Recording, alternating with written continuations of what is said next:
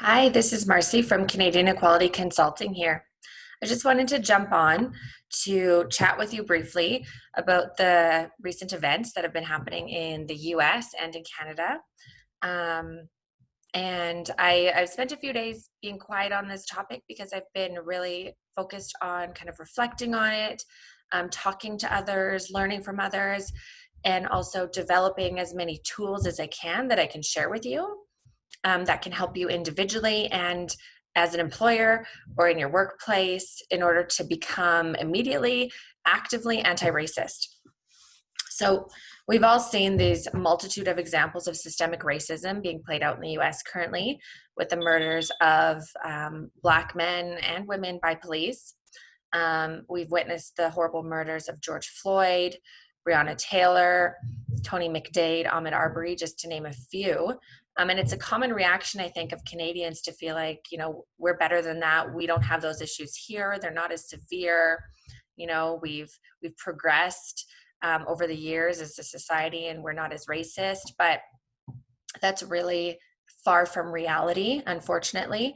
And this racism that Black people and people of color and Indigenous people experience on a daily basis really ranges from, public acts of horrific violence like we've been seeing, all the way to very subtle microaggressions and stereotyping, like snide jokes, lightly racially profiling people, and all of that has to stop. And the only way to stop it is to not just say you're not a racist person, but to actively be anti-racist in your actions and be an ally. So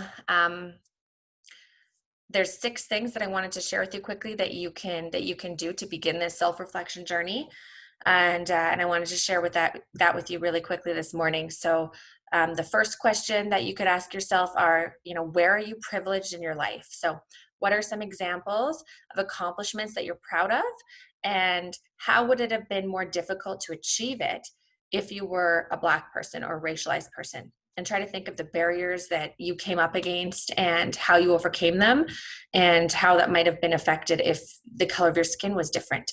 The second question is, in what ways have you been educated or taught to believe in the superiority of whiteness? These questions are uncomfortable too. And they're supposed to be uncomfortable, because without getting uncomfortable, you can't change. And if you grew up in, North America, or even here in Canada, you definitely, whether you were aware of it or not, were taught about the superiority of whiteness through our education curriculum, through our systems, the way government behaves. All of those systems were designed in a time that was very patriarchal and racist. So of course the systems are flawed.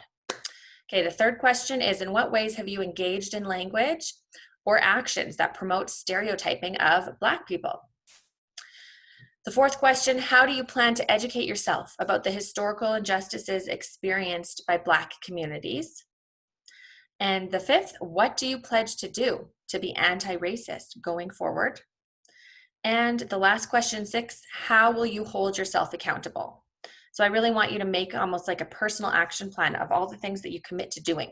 And maybe you commit to doing 1 a week or 1 a day. Be as ambitious as you want, and just make sure that you have that accountability mechanism in place. Like maybe check in with your friends that are doing a similar thing, to hold each other accountable, or put alerts in your calendar to say, did you read this book by then, or have a discussion with someone about this book by then, or whatnot. So anyway, I hope those 6 questions can help. Over the next several days, I'll be rolling out a number of different articles and tools that can also supplement your learning and assist you on this journey. So thank you so much. I'm engaged in continual learning and on this topic, and I hope that you'll join me and we can commit to doing this together.